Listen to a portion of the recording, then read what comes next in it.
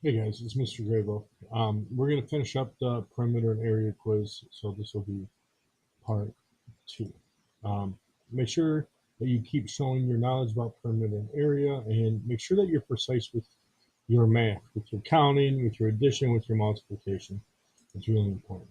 All right, we left off on number 6, and I'll just kind of start over on this one. So we're going to find perimeter again. We know that perimeter is the outside of a figure. Um, and I use that T to remind myself we go all the way around, and the T looks a lot like a plus. So that's always how I remember. So you should have this figure written down on your notebook, your piece of paper, however you show your work. And we know that all the way around this perimeter is 29 centimeters. However, we don't know what one of the sides are. So we can go ahead and label our figure. So when we go all the way around, we're supposed to get 29, but we have to fill in here. So we're going to start, we're going to do 10 plus 7, and that's equal to 17. Then we're going to do plus 4, and I would regroup in the tens place and get 21. Now I need to go from here to here. I don't know what this number is, but I know it's going to have me end at 29. So how many more to get 29? 21 plus something equals 29. Go ahead and count up from 21 to 29. You should have got 8. So n is 8. N equals 8 centimeters. Let's check our answer. Yeah, what do you know? We got it done. Question 7. This is definitely a goofy type of question. And you'll see right away it kind of has a little animation here. There's no audio. This is a tough question.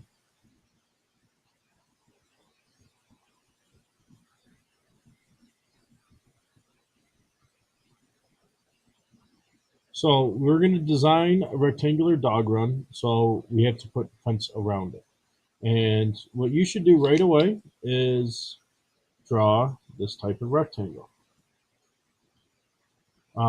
We're going to put fence around it, so what would this other side be? So we got 4 here, we got nothing here. This side is 4, and this side, we don't know. It's going to be the same, and we know that all the way around is going to be 30 feet of fence, okay? This is definitely a tough type of question. I'm going to show you.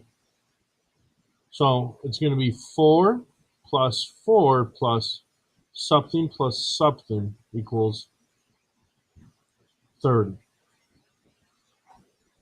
Well, what number could we put in here? Let's try 10. Oh, guessing check always works for me. So let's try.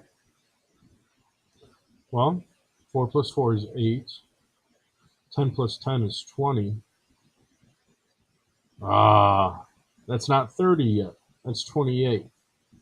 No go. So I'm trying to think of if I should put 9 or if I should put 11. I mean, I was kind of close here. Go ahead and try 9. Go ahead and try 11. And unpause the video when you have what you think is the answer.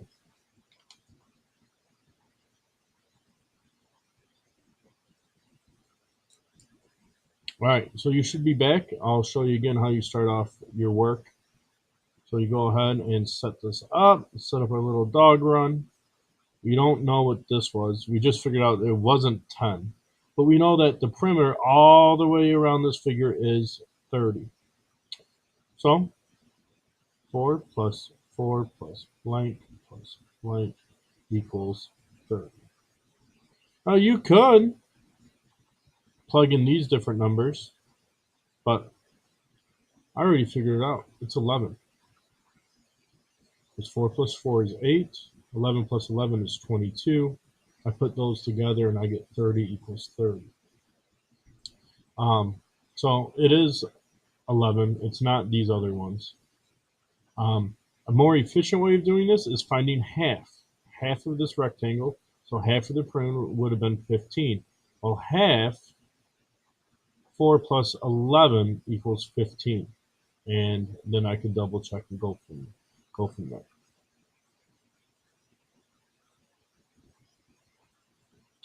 Number 8 and number 9 and number 10 are all super similar.